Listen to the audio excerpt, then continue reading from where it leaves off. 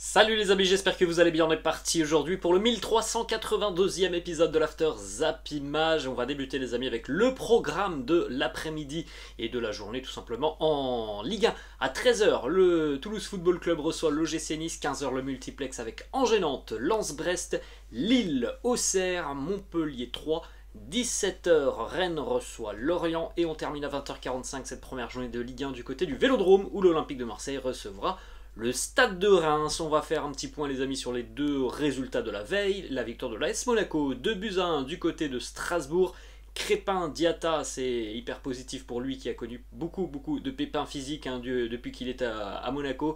But aussi pour Sofiane Diop, Habib Diallo a marqué côté strasbourgeois. Fin de match très chaude sur le but monégasque avec un but refusé par la VAR à la 93e et puis deux arrêts majeurs d'Alexander Nubel donc, dans le temps additionnel qui permettent donc à l'AS Monaco de prendre les 3 points et de se préparer au mieux avant le déplacement dans quelques jours du côté du PSV Eindhoven. On jette un coup d'œil maintenant les amis à la une du quotidien. L'équipe, un récital en ouverture. Le Paris Saint-Germain s'est imposé tranquillement et largement et de manière convaincante hier du côté du stade Gabriel Montpied à Clermont. 5-0 pour le PSG, Neymar, Hakimi, Marquinhos et un doublé de Lionel Messi. Regardez les stats de cette rencontre les amis, complètement dominée par le Paris Saint-Germain. 18 tirs à 7, 12 tirs cadrés à 1 pour le Paris Saint-Germain avec voilà, une équipe qui a surdominé les débats, des joueurs en pleine confiance et surtout très heureux d'être sur le terrain. C'est quelque chose d'important parce qu'on peut pas dire que voilà, on avait toujours l'impression de voir une équipe très heureuse d'être sur le terrain, notamment la saison passée. Eh bien, hier, tout le monde avait le sourire, tout le monde jouait pour le copain à côté. C'est dans la lignée de ce que l'on a vu face au FC Nantes et sur les matchs de préparation. Donc très belle équipe du Paris Saint-Germain avec un Neymar retrouvé, hein, c'est du grand Neymar. Hier c'est un but et 3 passes D pour le Ney. Il est en feu, il avait prévenu hein, que cette année il allait faire mal et bon bah jusqu'à présent en tout cas il répond présent et surtout au niveau de l'état d'esprit il est là hein, sur le terrain, il fait les bons choix, il fait les efforts, il lâche le ballon quand il le faut, il se montre efficace. Donc voilà, c'est tout ce que l'on attend de Neymar depuis qu'il est arrivé au Paris Saint-Germain. Maintenant on attend de la régularité. Ensuite, regardez aussi ses stats sur Neymar, on l'avait déjà vu assez à l'aise sur la fin de saison de l'année dernière. Il était impliqué sur 16 buts lors de ses 9 derniers matchs avec le Paris Saint-Germain, 11 buts et 5 passes décisive. Le début de saison est exceptionnel pour le Ney. Ensuite, vous l'avez peut-être vu, hein, ce but magnifique de Léo Messi, le 5e but du Paris Saint-Germain et le 5e hier du côté de Clermont. Il est arrivé à la 85e minute. Cette bicyclette de Lionel Messi sur un amour de ballon de Leandro Paredes, contrôle poitrine de Léo Messi avec le dos au but, et puis donc la bicyclette qui lobe le gardien de Clermont. Un magnifique but tout simplement. C'est digne du grand Léo, hein. Le génie a parlé hier pour Léo Messi. Vous avez voilà l'image arrêtée, bicyclette avec une jambe par terre et l'autre qui vient lober le gardien du Clermont Foot. Une déclaration de Pascal Gastien, l'entraîneur de Clermont, sur le retourné donc de Lionel Messi, retourné bicyclette. Il nous dit on peut payer pour voir des joueurs comme ça. Moi j'ai de la chance, je ne paie pas, je suis payé pour voir des joueurs comme ça. On enchaîne les amis avec cette petite stat aussi qui nous montre à quel point Léo est déjà beaucoup mieux parce qu'il a effectué toute la pré-saison avec le Paris Saint-Germain. C'est quand même quelque chose d'important. L'année passée il est arrivé en fin de mercato du côté de Paris. Il a démarré avec le PSG mi-septembre. Là il a effectué toute la pré-saison et on le voit déjà beaucoup mieux sur le terrain.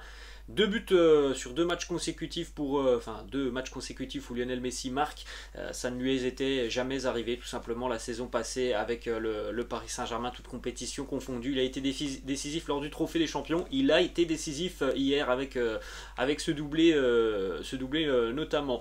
Ensuite, le Paris Saint-Germain aussi hier a fait entrer sur le terrain Warren Zaïre Emery. 16 ans et 4 mois, il est devenu le plus jeune joueur de l'histoire du Paris Saint-Germain à disputer un match officiel, une récompense pour tout ce qu'il a fourni sur la pré-saison. C'est comme ça que Christophe Galtier a vu les choses hier pour un joueur très talentueux et prometteur. On a une petite information qui concerne Christophe Galtier qui a aligné le même 11 de départ pour la deuxième fois consécutive, toute compétition confondue. Donc la semaine dernière face à Nantes et donc face à Clermont, c'était le même 11. Cela n'est jamais arrivé sous l'ère Pochettino entre janvier 2021 et mai 2022. En un an et demi, jamais Pochettino n'a aligné le même 11 du côté du Paris Saint-Germain sur 2 matchs consécutifs. Là, encore une fois, c'est une stat complètement monstrueuse. On poursuit les amis avec quelques déclats de Christophe Galtier. Premièrement, il nous dit: ce que je retiens, c'est l'envie de vouloir récupérer le ballon très tôt, d'être très intense, sans relâchement. Il y en a eu un petit peu en début de seconde période. L'équipe a très bien joué, ils aiment jouer entre eux. Franchement, pour ceux qui ont vu la rencontre, je pense qu'on peut tous être satisfaits du match du Paris Saint-Germain. Déjà là, on a un match référence, les amis. La saison dernière, il faut chercher les matchs références du Paris Saint-Germain en Ligue 1, il faut les chercher. Il n'y en a pas beaucoup. Déjà là, sur les 2 premiers, Nantes et Clermont, ce sont des matchs références. On a vu une équipe qui est prête à aller au combat tout au long de la saison. Autre déclat de Christophe Galtier qui nous dit: quand on joue, on doit prendre du plaisir. Le plaisir ne peut être présent que si tout le monde joue à l'unisson. Il y a eu cette volonté de travailler tous ensemble. C'est quelque chose qu'on doit encore développer. Il y a vraiment des attitudes qui sont hyper positives du côté du Paris Saint-Germain. Après, la qualité, évidemment, on le sait, elle est là. Il y a des attitudes, l'envie de jouer avec son coéquipier, et ça, évidemment, ça fait toute la différence. Ensuite, Lionel Messi aussi, qui a été évidemment dans les propos de Christophe Galtier, nous dit: quand Léo Messi sourit, c'est toute l'équipe qui sourit. On l'a vu rayonner hier, Léo. Oui, il marque un doublé en fin de match, mais il a aussi beaucoup régalé pendant toute cette rencontre, comme Neymar, comme Vitinha. Bref, hier, c'était un gros match du Paris Saint-Germain. Une autre bonne nouvelle du côté du PSG, puisque hier, Kylian Mbappé était forfait, comme on pense tout de même, les amis, qu'hier, Mbappé n'était pas là. Mbappé devrait revenir la semaine prochaine pour affronter Montpellier. C'est Christophe Galtier qui l'a annoncé. Il a dit que normalement, Kylian fera son retour la semaine prochaine. Ensuite, les amis, on va du côté du Stade Rennais. Bruno Genesio envisage le podium cette saison avec le Stade Rennais. Il nous dit: si on fait mieux niveau points, il y a de grandes chances que l'on soit sur le podium. On doit avoir cet objectif. C'est vrai que l'année dernière, le Stade Rennais n'a pas échoué, très loin de la 3e place qualificative pour les barrages de la Ligue des Champions. Donc il n'y a pas de raison cette année de ne pas avoir l'ambition de finir sur le podium. Une petite information aussi du côté de Steve Mandanda. C'est Pablo Longoria qui l'a annoncé hier. Steve Mandanda reviendra à Marseille en 2024. Pablo Longoria lui a donné la garantie qu'il obtiendrait une reconversion au sein du club à la fin de son contrat, et ce malgré son départ à Rennes. Donc après sa carrière et la fin de sa carrière, Steve Mandanda va vraisemblablement intégrer le staff de l'Olympique de Marseille. On va enchaîner les amis du côté de la Ligue 2, vous faites un petit arrêt sur image pour découvrir l'ensemble de ces résultats. A noter donc la victoire des Girondins de Bordeaux 3-0 du côté de Rodez, avec un but magnifique qui a été inscrit durant cette rencontre. La victoire aussi pour Guingamp, qui est le seul leader de Ligue 2 actuellement. Guingamp s'est imposé 2-1 du côté de Laval. Et là aussi on a eu un but magnifique côté guingampais, une reprise de volée de 35 mètres. Et la victoire de Bastia aussi 4-1 à Niort, avec un événement assez fou, puisque le Sporting Club de Bastia menait 2-0 au bout de 2 minutes de jeu hier à Niort. C'est tout simplement la première fois dans l'histoire de la Ligue 2 au XXIe siècle qu'une équipe marque 2 fois en 2 minutes, en tout début de match. Résultat aussi les amis pour l'AS Saint-Etienne, tenu en échec à Geoffroy Guichard, partout par le Nîmes Olympique. Évidemment, cette rencontre se jouait à huis clos, et la SSE est toujours dans le rouge, puisque les Verts actuellement comptent moins 2 points au classement. Les amis, on va prendre la direction de l'Angleterre maintenant. On fait un petit arrêt sur image sur les résultats de la veille en Angleterre, avec la victoire de Bournemouth face à Aston Villa 2-0, le nul de Fulham face à Liverpool 2-2, la victoire de Leeds 2-1 face à Wolverhampton, Newcastle s'impose 2-0 face à Nottingham Forest, Tottenham s'impose face à Southampton, Chelsea s'impose aussi face à Everton. Les Spurs de Tottenham, qui ont fait forte impression hier face à Southampton, 4-1 pour les hommes d'Antonio Conte qui pourtant ont été menés 1-0 dans cette rencontre. Une nouvelle fois, James Ward-Prowse qui a marqué côté Saints, et puis ensuite Ryan Sessegnon, Eric Dyer, Salisu qui marque contre son camp et Dejan Kulusevski. Alors à noter tout de même côté Spurs qu'hier aucune recrue, parce qu'il y a eu pas mal de recrues du côté de Tottenham, aucune recrue n'était titulaire. Il y a eu beaucoup d'entrées en seconde mi-temps, notamment pour Perisic, pour Clément Langlais aussi, mais aucune recrue n'était titulaire. On a vu une équipe des Spurs qui était prête tout simplement avec la pré-saison aussi, qui a été effectuée par Antonio Conte, un Dejan Kulusevski buteur et passeur décisif. Dejan Kulusevski, il a délivré 9 passes décisives en Première Ligue depuis qu'il est arrivé donc à Tottenham au mois de février dernier. Il y a un seul joueur en Europe qui fait mieux que lui sur la période, c'est Ousmane Dembélé. Alors il est vrai que Lionel Messi aussi a délivré une passe hier, et donc Lionel Messi est aussi présent, mais voilà, c'est quand même une belle recrue pour les Spurs. Kulusevski qui se montre très régulièrement décisif. Déclat d'ailleurs de Dejan Kulusevski qui nous dit: j'aime la façon dont cette équipe joue parce que nous créons beaucoup d'occasions, les supporters apprécient et j'aime jouer, cela m'avait manqué, c'est tellement agréable d'être de retour devant les fans et la famille et j'ai vraiment apprécié. Regardez un petit peu aussi les amis, sur l'année 2022 en Première Ligue, il y a 4 joueurs qui sont impliqués sur au moins 15 buts en PL en 2022, hein, les amis, on a 4 joueurs, c'est Harry Kane, Heung-min Son, Kevin De Bruyne et Dejan Kulusevski, donc vous l'avez remarqué, il y a 3 joueurs des Spurs dans le top 4 sur les joueurs qui sont impliqués sur au moins 15 buts en PL depuis le début d'année 2022. But évidemment plus passes décisives. 3 joueurs des Spurs dans le top 4. Ça annonce une belle année pour les Spurs de Tottenham. Antonio Conte, petite déclat qui nous dit: aujourd'hui nous avons vu 7 mois de travail. Voilà, c'est la continuité de ce que l'on a vu sur la seconde partie de saison l'année dernière. Antonio Conte qui connaît maintenant ses hommes, qui connaît son schéma, les joueurs qui connaissent très bien Antonio Conte, donc le début de saison est hyper prometteur et on l'a dit, il n'y avait aucune recrue qui était titulaire hier du côté de Tottenham. Ils sont tous entrés en seconde mi-temps et pourtant le gros du travail avait été réalisé en première mi-temps par les Spurs. Ensuite on va du côté de Chelsea, les Blues se sont imposés 1-0 du côté d'Everton, penalty de Jorginho à la 45e plus 9, alors, donc dans le temps additionnel de la première mi-temps. Penalty de Jorginho avec hier pour les Blues de Chelsea, donc les débuts de Sterling, Kalidou Koulibaly et Marc Cucurella. Petite information, puisque Chelsea a quand même eu pas mal de difficultés hier. Hein. Thiago Silva a été élu homme du match. Grosse prestation hein, pour le défenseur brésilien des Blues de Chelsea. On a quelques stats aussi sur Kalidou Koulibaly qui hier a déjà fait oublier Antonio Rudiger. Alors évidemment les amis, c'est son premier match, mais en tout cas c'est un premier match plus que réussi pour Kalidou Koulibaly. 100% de tacles réussis hier en ce qui concerne les tacles du dernier défenseur. Il a tout réussi tout simplement, Kalidou Koulibaly. 71 ballons touchés. 11 entrées de balles dans le dernier tiers du terrain adverse, 7 duels gagnés, 4 fois il a récupéré le ballon, 3 dégagements, 3 duels aériens remportés, 2 tacles, 1 interception.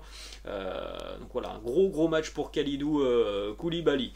Petite déclat de Thomas Tuchel qui nous dit on pourrait avoir encore plus de qualité, on travaille là-dessus, mais je ne vous dirai rien de plus, ce qui veut dire les amis hein, que le mercato des Blues de Chelsea est très loin d'être terminé. Déclat de Thomas Tuchel sur Marc Cucurella qui est entré en seconde mi-temps. Il nous dit: Cucurella nous a aidé dans les 20 dernières minutes. Il est très bon avec le ballon, avec ses passes intelligentes pour échapper à beaucoup de situations où nous étions sous pression. C'est quelqu'un qui est très à l'aise hein, tout de même techniquement et pour ressortir des ballons proprement. Marc Cucurella est vraiment très à l'aise et très intelligent. Ensuite, une déclat aussi de Thomas Tuchel qui a confirmé que Marcos Alonso avait demandé à quitter les Blues de Chelsea. Et du côté de Chelsea, on a accepté donc de laisser partir Marcos Alonso. Il y a une quinzaine de jours, Thomas Tuchel avait dit non à César Azpilicueta. Mais là, pour Marcos Alonso, Chelsea a dit oui, donc Marcos Alonso devrait rejoindre le FC Barcelone. Ensuite, les amis, on va à Craven Cottage, où hier Fulham, promu, recevait Liverpool. Et déjà des points de perdus pour les Reds dans la course au titre. De partout, ouverture du score signé Alexander Mitrovic qui a complètement mangé Trent Alexander-Arnold sur ce premier but. Darwin Núñez a marqué en seconde mi-temps 10 minutes après son entrée en jeu et puis il a délivré aussi une passe décisive pour Mohamed Salah. Mais entre-temps, Alexander Mitrovic avait redonné l'avantage à Fulham, donc score final de partout. Darwin Núñez qui entre à la 50e, qui marque à la 64e, qui est passeur décisif à la 80e. Gros début en PL pour l'attaquant uruguayen après avoir réussi la semaine passée aussi lors du Community Shield. Petite déclat de Jürgen Klopp, très déçu parce que hier les Reds se sont fait véritablement rentrer dedans par Fulham. Et les Reds ne méritent pas mieux que ce match nul. Jürgen Klopp qui nous avons fait un très mauvais match. Le nul est un bon résultat. Nous ne méritions pas plus. Alexander Mitrovic notamment et les ailiers de Fulham ont vraiment posé beaucoup de soucis hier aux Reds de Liverpool. Petite stat d'ailleurs sur Alexander Mitrovic, l'attaquant serbe de Fulham. On rappelle que la saison passée, il avait inscrit 43 buts en Championship et donc doublé hier, ça fait déjà 45 buts sur la saison, donc depuis le début de la saison dernière pour Alexander Mitrovic. 45 buts évidemment sur les 4 premières divisions en Angleterre, eh bien il n'y a personne qui fait mieux, hein, évidemment 45 buts, c'est 15 de plus que tout autre joueur des 4 premières divisions en Angleterre. Petite information aussi, ça c'est dingue, hein, puisqu'hier, pour la première fois depuis qu'il est arrivé à Liverpool, Virgil van Dijk a été dribblé par un adversaire et a même concédé un penalty. Et cet adversaire, c'est Alexander Mitrovic qui en a fait voir de toutes les couleurs à la défense des Reds hier. Il a pris le dessus sur Trent Alexander-Arnold, il a pris le dessus sur Virgil van Dijk, le grand attaquant serbe. On va poursuivre les amis du côté de Newcastle. La seconde partie de saison l'année passée avait été exceptionnelle pour les Magpies.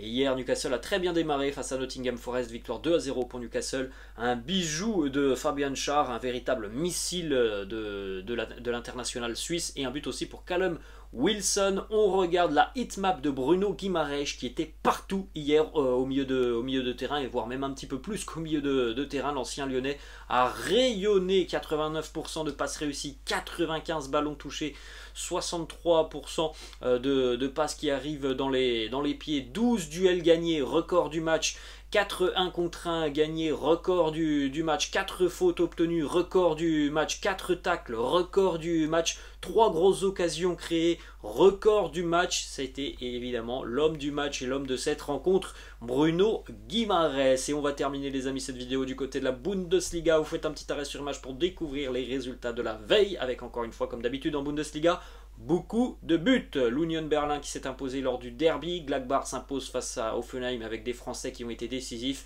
Thuram et Plea. Wolfsburg, Werder Bremen de partout.